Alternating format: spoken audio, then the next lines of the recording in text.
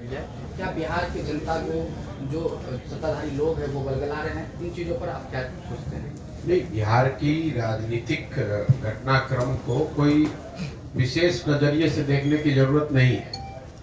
पिछले 10 वर्षों में, मतलब जब 2012 से, जब से नीतीश कुमार ने पहली बार एनडीए को छोड़ा, उसके बाद से ये नीतीश कुमार का सरकार को लेकर 7वां प्रयोग है। ये बहुत कम पत्रकारों ने इस पर ध्यान दिया है। आपको ऐसा लग रहा है कि नीतीश कुमार पहले एनडीए के साथ थे, फिर महागठबंधन में गए, फिर अभी एनडीए में आए हैं। ये तीन ही बात नहीं। 2012 से लेकर 2023 के बीच में 10 वर्ष में नीतीश कुमार का ये 7वां सरकार को लेकर प्रयोग है। मैं आपके याददाश्त के लिए गिनवा देता हूँ। 2012-13 में नीतीश कुमार ने जब प्रधानमंत्री के तौर पर नरेंद्र मोदी का चेहरा घोषित किया गया, उस समय एनडीए की सरकार चल रही थी, तो नीतीश कुमार ने उस गठबंधन को तोड़ा और माइनॉरिटी की सरकार चलाई। वो पहला प्रयोग था। दूसरा, जब लोकसभा चुनाव में 2014 में चुनाव उनका दल हार गया, उन्होंने पद को छोड़कर मांझी जी को बना दिया, पीछे से सरकार चलाने की कोशिश की। वो दूसरा प्रयोग हुआ। फिर 8 महीने के बाद मांझी जी को हटाकर खुद मुख्यमंत्री फरवरी 2015 में बने, वो तीसरा प्रयोग हुआ। फिर नवंबर 2015 में महागठबंधन के साथ सरकार बनाए, ये चौथा प्रयोग था।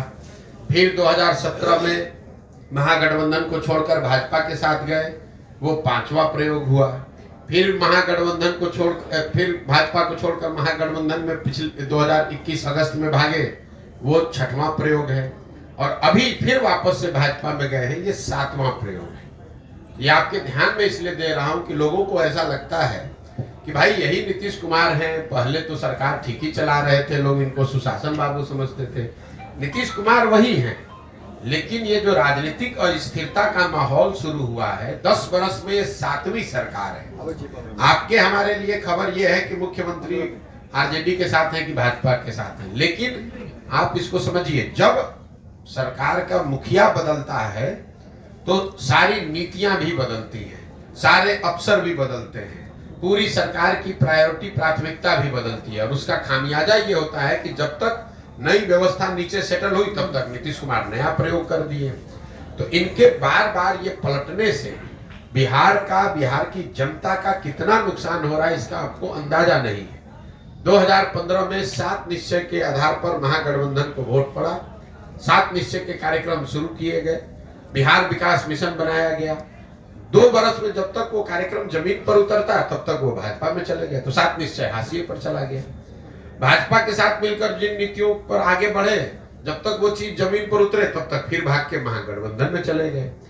इस वजह से बिहार की जनता का, यहाँ के प्रशासन, यहाँ के लोगों का बहुत बड़ा नुकसान पिछले 10 वर्ष में हो रहा है। और इसके साथ साथ राजनीतिक तौर पर नीतीश कुमार की जो भद पीट रही है, वो तो पीट ही रही है, लेकिन नीतीश कुमार ऐसा कर पा रहे हैं, इसके लिए सबसे बड़े दोषी 2 सहायक दल हैं, जो उसका नाम भाजपा और आरजेडी है। अगर नीतीश कुमार 7 बार पलटे हैं, तो 3 बार इसमें भाजपा भी पलटी है, 3 बार आरजेडी भी पलटा है। भाई नीतीश कुमार ने तो कहा कि मैं अब भाजपा में नहीं जाऊंगा, लेकिन साथ साथ भाजपा के नेता अमित शाह ने भी कहा, आज से 2-4 महीना पहले बिहार में आकर मंच से खड़े होकर कहा कि भाई नीतीश, बिहार की जनता, एक लोग आप सुन लीजिए, मैं अमित शाह ये बोल रहा हूं कि नीतीश कुमार के लिए भाजपा का दरवाजा हमेशा के लिए बंद है। वही नीतीश कुमार आज वही अमित शाह भाजपा नीतीश कुमार को आज मुख्यमंत्री बना रही है।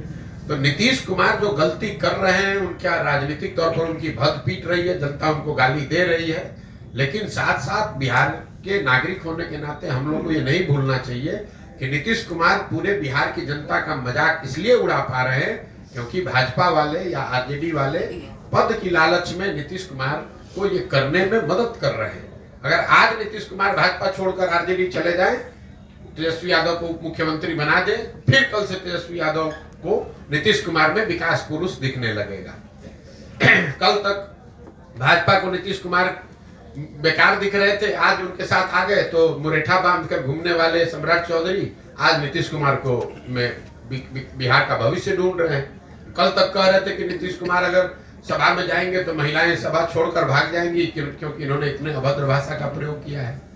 इस देश के प्रधानमंत्री मोदी जी ने मध्य प्रदेश के चुनाव में चुनावी सभा में खड़े होकर बताया कि नीतीश कुमार ने जिस तरह की भाषा का प्रयोग किया है, ऐसे भाषा का प्रयोग, ऐसे महिलाओं का असम्मान करने वाले लोगों को सजा मिलनी चाहिए। तो सजा के तौर पर मोदी जी ने अब नीतीश कुमार को बिहार का मुख्यमंत्री बनवा दिया। तो आप लोग सिर्फ आप और हम नीतीश कुमार को क्यों गाली दे रहे हैं, क्यों उनका शिकायत कर रहे हैं? भाई नीतीश कुमार तो जग जाहिर पूरा दुनिया जानता है कि नीतीश कुमार हर 6-8 महीने साल भर पर अपने पद के लालच में कुर्सी अपना पलटेंगे, लेकिन उनके जो साथी दल हैं, जो लोग उनको इस पलटने में मदद कर रहे हैं, अब समय आ गया है उनको भी चिन्हित करने का और उनको भी पहचानने का कि उनका भी दोष कम नहीं है। बिहार का ये दुर्भाग्य रहा है कि यहाँ के सांसदों के लालच में जो काम पहले कांग्रेस ने किया वही काम आज भाजपा कर रही है। यहाँ जो पुराने पत्रकार बैठे हैं, आपको याद होगा लालू जी के जमाने में ऐसा नहीं है कि लालू जी को बिहार की जनता ने वोट देके बहुमत दिया, एक ही बार उनको बहुमत, पूर्ण बहुमत मिला। बाकी सारे समय लालू जी ने बिहार पर राज कांग्रेस के साथ से किया, कांग्रेस के सहयोग से किया।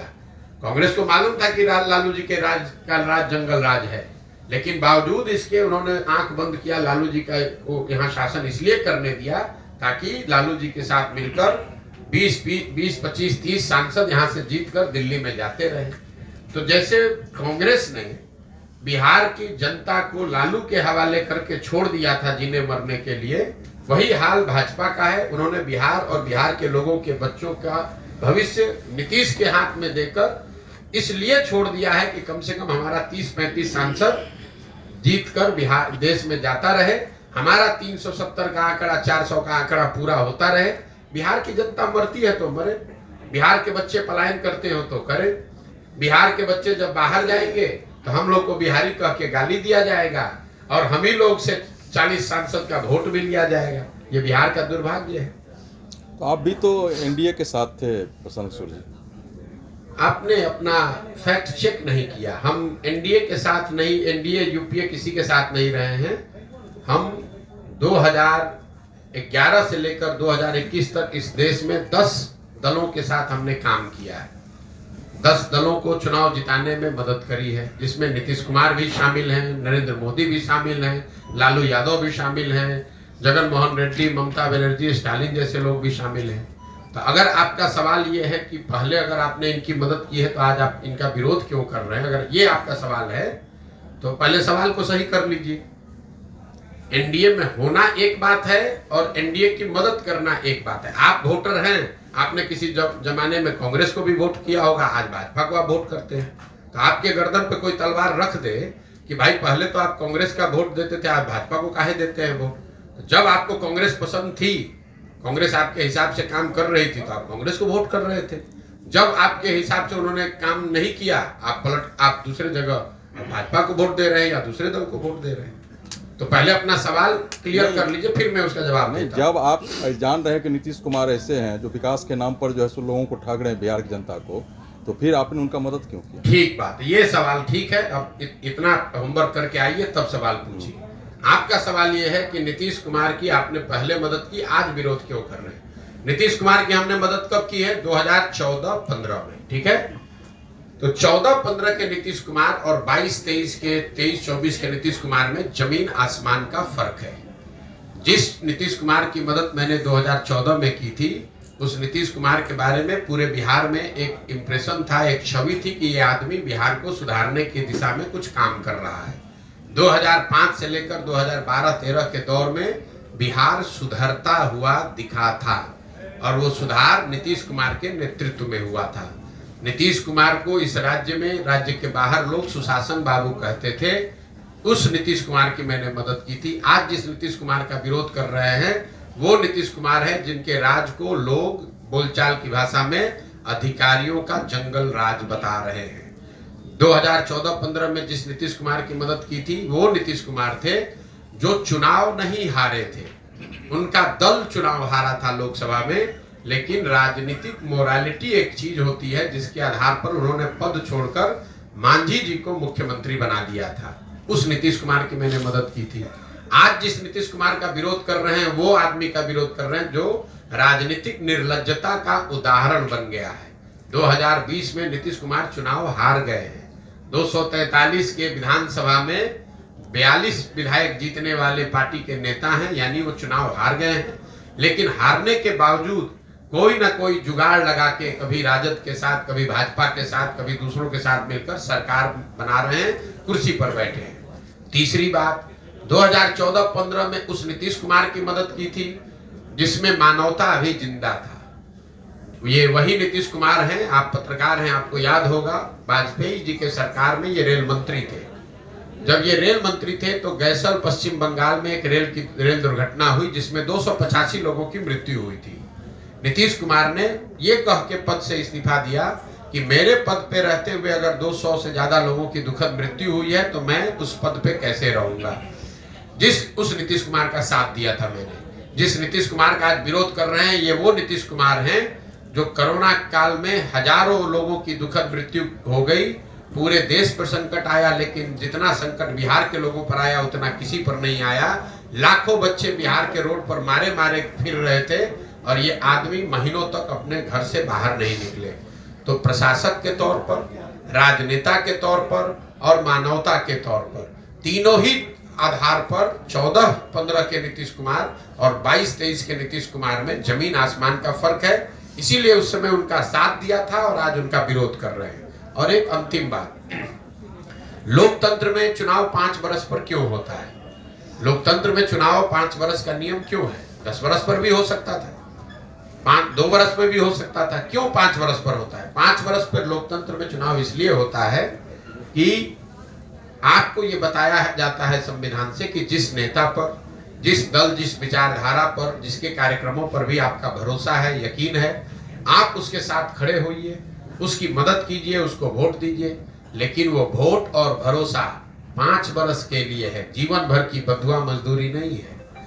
अगर आपकी बात हम मान लें तो वोटर होने के नाते आपने एक बार मोदी जी को वोट दे दिया, अब मोदी जी काम करे या न करे, जीवन भर उन्हीं को अगर आप वोट देते रहेंगे, उनके काम का समीक्षा आकलन करके अपना निर्णय नहीं बदलेंगे, तब तो आप और हम देश में लोकतंत्र ही खत्म कर देंगे। फिर 5 वर्ष पर चुनाव की जरूरत क्या है? एक बार आपने लालू जी को वोट दे दिया, एक बार नीतीश जी को वोट दे दिया, एक बार मोदी जी को वोट दे दिया, आप जीवन भर उन्हीं को राज करने दीजिए। तो आप लोकतंत्र को खत्म ना करें। ये संविधान आपको नागरिक होने के नाते ये जिम्मेवारी देता है कि अगर आपने किसी का साथ दिया और उस नेता ने, उस दल ने अगर उस हिसाब से आप काम नहीं किया, तो नागरिक होने के नाते आपकी ये जिम्मेवारी है कि जितने मजबूती से आपने उसका साथ दिया है उतनी ही मजबूती से उसका विरोध भी कीजिए। अच्छा सर, हमारा सवाल है, बिहार में कई पार्टियां, आपने जन स्वराज बनाया, आप बिहार को कैसे बदलना चाहते हैं? पहले बात तो जब मैं फिर वही बात कहूंगा, आप लोग पत्रकार हैं, थोड़ा सा रिसर्च करके थोड़ा पढ़ के आइए।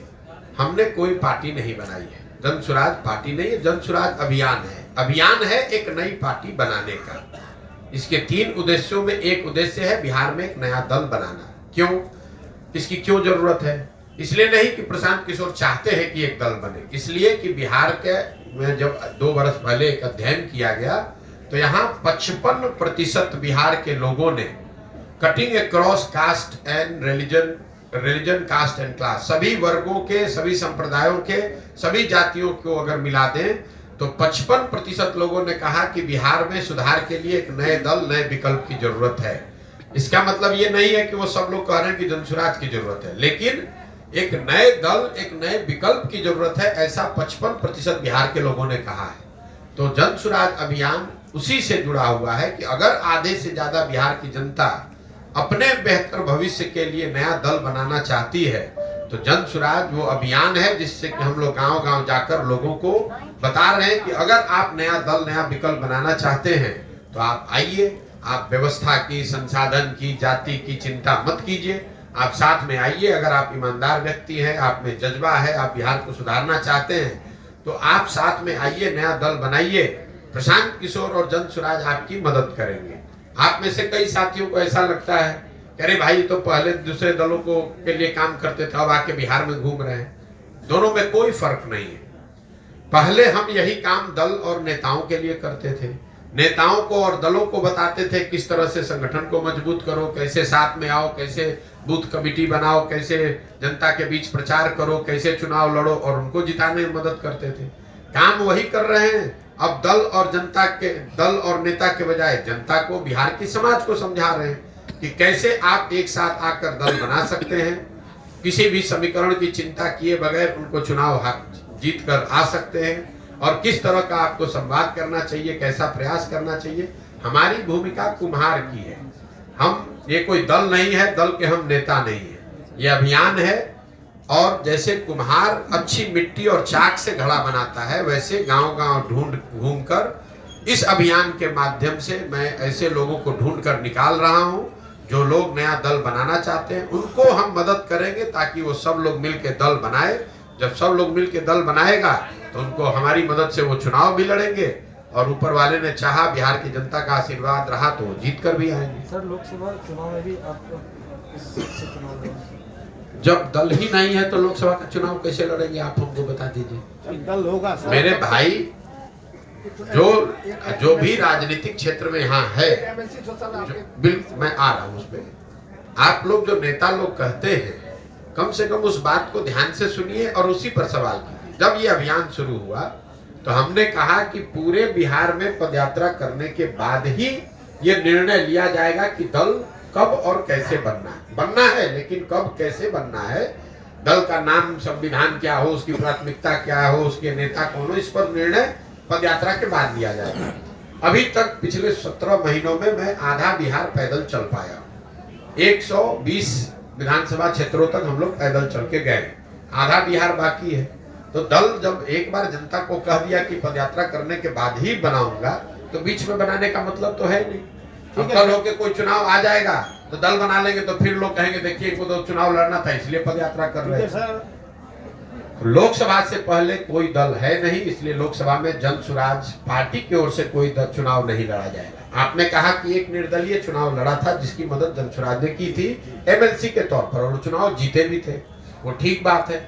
अगर बिहार में ऐसी परिस्थिति बनती है जहां जन सुराज की सोच से, इस परिकल्पना से जुड़े हुए लोग किसी लोकसभा क्षेत्र में, जिले में ये तय करते हैं कि नहीं भैया हम लोग के पास चुनाव, हम लोग को चुनाव लड़ना है, कोई ऐसा व्यक्ति मिलता है जिसके लिए समाज कह रहा हो कि नहीं भैया ये बहुत अच्छे आदमी है, इनको सांसद के तौर पर जिताकर भेजा जाए, तो वो निर्दलीय के तौर पर चुनाव लड़ सकते हैं, जन सुराज उनकी मदद कर सकता है। मेरा लक्ष्य कोई एक एमपी सीट जीतना नहीं है। शिक्षकों का एमएलसी चुनाव क्यों लड़ा गया? इसलिए लड़ा, क्योंकि चुनाव तो समय 8-10 जगह हुआ, एक शिक्षक का चुनाव क्यों लड़ा गया? इसलिए लड़ा गया कि लोगों ने ये कहा कि अगर आप जन सुराज से शिक्षा की बात कर रहे हैं, शिक्षा पर ही आपका फोकस है, तो शिक्षकों के एमएलसी का चुनाव जरूर हम लोग को लड़ना चाहिए, क्योंकि उसमें वोटर सिर्फ शिक्षक है। उनकी बात मानी गई, और जिन जिलों में उस समय पदयात्रा हुई थी वहां पर शिक्षकों के एमएलसी के चुनाव के लड़ा गया एक निर्दलीय के तौर पर, हम लोग जीत कर भी आए।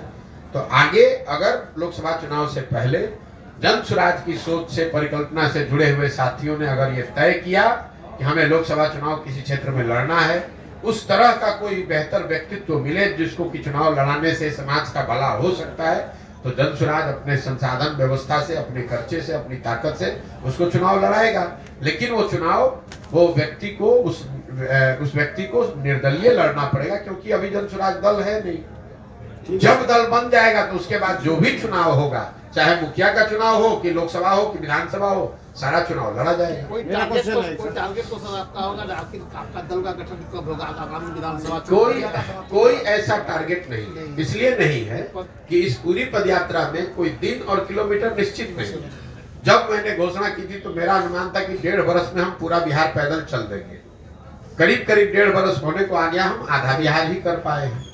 लेकिन मेरे लिए जरूरी नहीं है कि जल्दी से पदयात्रा पूरी करें और दल बना दें। पदयात्रा के जो उद्देश्य हैं, बिहार को जमीन पर जाकर समझना, उन लोगों को ढूंढ कर निकालना जिसको समाज सही आदमी समझता है, उसमें जितना मैं सोच कर चला था उससे ज्यादा समय लग रहा है। लेकिन मैं करने के लिए वो कृत संकल्पित हूँ, चाहे उसमें 2 बरस लगे कि 6 बरस लगे, करेंगे वैसे ही करेंगे, इसको पूरी ईमानदारी और शुद्धता से। आप देख रहे हैं कि पिछले 1.5-2 बरस से, जब से मैंने पदयात्रा शुरू की है, तो मैं कोई घर नहीं जाता हूँ, छुट्टी नहीं लेता हूँ। अगर सहरसा में भी आया हूँ तो कैंप में ही रहूंगा, कैंप में ही लोगों से मिलूंगा और शुद्धता से, ईमानदारी से इसको करने का प्रयास कर रहे हैं। आगे निर्णय जो भी हो, आगे जनता का जो निर्णय हो, जितनी सफलता मिले न मिले, लेकिन इसको करना है ईमानदारी और शुद्धता से। प्रशांत सर, व्यक्ति का व्यक्तित्व प्रभावित होता है पद और लायबिलिटी आने के बाद। आप कैसे तय करेंगे कि आप जो अभियान चला रहे हैं उसमें आप सफल रहेंगे और अलग रहेंगे? बिल्कुल सही बात है। ये आपका जो अनुभव है कि कई लोग पद पे आने के बाद उनका व्यक्तित्व, उनका चरित्र बदलता है। इसीलिए इसके 3 शब्दों में एक महत्वपूर्ण शब्द है सामूहिक प्रयास। सही व्यक्ति हो, वो भी, उसका भी व्यक्तित्व और चरित्र पद पर आने के बाद बदल सकता है। तो सही व्यक्ति हो, सही सोच हो, लेकिन उसके साथ साथ एक कोई सही व्यक्ति इसको नहीं सुधार सकता है। सामूहिकता की जो ताकत है, अगर हजारों लोग साथ में, सही लोग आकर प्रयास कर रहे हैं, तो हजारों लोग ओवरनाइट उनका चरित्र बदल जाएगा, ऐसा संभव नहीं है। तो जो 3 शब्द इस पूरी परिकल्पना के आधार हैं, इस सही व्यक्ति का चुनाव किया जाए, मजबूत व्यक्ति का नहीं, सही व्यक्ति का। राजनीति में कई बार मजबूत को सही मानकर उसको आगे बढ़ाया जाता है। हम लोग की सोच यह है कि नहीं, सही व्यक्ति भले कमजोर हो, उसके पीछे साधन व्यवस्था लगाकर उसको मजबूत बनाया जा सकता है, लेकिन मजबूत व्यक्ति को सही मानकर अगर जिता दिया जाए तो ये जरूरी नहीं है कि वो सही हो। तो पहली बात है कि आदमी सही ढूंढ कर निकाला जाए। दूसरा, सोच उसकी सही हो। सोच ये हो कि बिहार को अगले 10 वर्ष में कैसे विकसित बनाना है, बिहार के लोगों को, बिहार के बच्चों का कैसे उनकी बेहतरी करनी है, बजाय इसके कि किसी जाति, किसी परिवार की बात हो। और तीसरा, किसी एक व्यक्ति पर पूरी व्यवस्था न आधारित हो। इसलिए सामूहिकता से, कोई प्रशांत किशोर इसको नहीं ठीक कर सकते हैं। अगर ऐसा होता तो हम कहते कि हम दल बना रहे हैं, हम सही व्यक्ति हैं, हमारी सोच सही है, हम इसको ठीक कर देंगे। मैं कह रहा हूं कि किसी एक प्रशांत किशोर के, 10 प्रशांत किशोर के आने से बिहार नहीं सुधरेगा। जब तक समाज से हजारों लोग एक साथ आकर, सही सोच वाले लोग एक साथ आकर सामूहिक तौर पर साथ मिलने, साथ चलने का, साथ काम करने का निर्णय नहीं लेंगे, तब तक सुधार संभव नहीं है। इसीलिए आप देख रहे हैं कि जो राजनीतिक दल बनाने में दूसरों को 1 दिन लगता है, 1 घंटे में लोग दल बना देते हैं, वो दल बनाने में ही मैं 2 साल 3 साल लगा रहा हूँ। क्यों लगा रहा हूँ? इसलिए लगा रहा हूँ कि जो लोग ये दल बनाए, जब ये दल बने, जो लोग इस दल को बनाए, वो दल किसी जाति विशेष का ना हो, किसी व्यक्ति विशेष का ना हो, किसी परिवार का दल ना हो, बल्कि वो बिहार के उन सारे लोगों का दल हो जो लोग बिहार में व्यवस्था बदलना चाहते हैं, एक नया विकल्प, नया प्रयास के भागीदार बनना चाहते हैं। अभी जो खेला होने की बात चल रही है, आखिर वो कौन सा खेला होने जा रहा है? मेरे भाई देखिए, कोई भी खेला हो, आप मुझे बताइए, यहाँ पर 2012 के बाद, अभी मैंने आपको गिनवाया, ये 6वां 7वां सरकार का प्रयास है। क्या फर्क पड़ गया? चाहे केंद्र में यूपीए की सरकार हो या केंद्र में अभी मोदी जी की सरकार है, बिहार में चाहे नीतीश कुमार महागठबंधन के साथ रहे, अकेले रहे या भाजपा के साथ रहे, बिहार में बच्चों के पढ़ाई की व्यवस्था तो हुई नहीं, बिहार में चीनी मिल तो चालू हुए नहीं, बिहार में लोगों को रोजगार मिला नहीं, पलायन थमा नहीं। तो किसी की भी सरकार बन जाए, किसी भी फॉर्मेशन में आ जाए, किसी तरह का खेला हो जाए, यहाँ परिवर्तन आने वाला नहीं है। खेला तो तब होगा जब जनता खड़ा होकर, जितने खेला करने वाले लोग हैं, सबको झाड़ू मार कर बाहर जब करेगी, तब असली खेला होगा। मेरा क्वेश्चन है, जनसुराज पार्टी या जनसुराज कोई दल बनाती है, हम उसको सत्ता में लाते हैं, तो क्या वो बिहार को विकास के मार्ग पे ले जाएगा? आप जो बिहार को विकास के मार्ग पर बिहार के लोग ले जा सकते हैं, कोई पार्टी, कोई दल नहीं ले जा सकता है। तो अगर बिहार के, आपके सवाल का जवाब दे रहा हूं, बिहार के सही सोच रखने वाले लोग अगर एक साथ आकर राजनीतिक लोकतांत्रिक प्रयास करते हैं, उनके पास बिहार को सुधारने का एक सही, जमीन से सोच समझकर बनाया गया प्लान हो, सही लोग हो, तो बिल्कुल बिहार को सुधारा जा सकता है। अगले 10 वर्ष में बिहार को देश के 10 अग्रणी राज्यों की श्रेणी में खड़ा किया जा सकता है। क्वेश्चन ये है, बिहार में विधायक जीत के जाता है, चाहे आपका दल हो, वो विधायक यहाँ से जीत के जाएगा, हम लोग जिताएंगे, नया पार्टी को जिताएंगे, क्योंकि सब पार्टी को दिए एक बार मौका, कोई बिहार को आज तक विशेष राज्य का दर्जा तक नहीं दिलवा पाया। यहाँ तक कि जो भी पुराना चीनी मिल था, पेपर मिल था, वो बंद करवा दिया गया।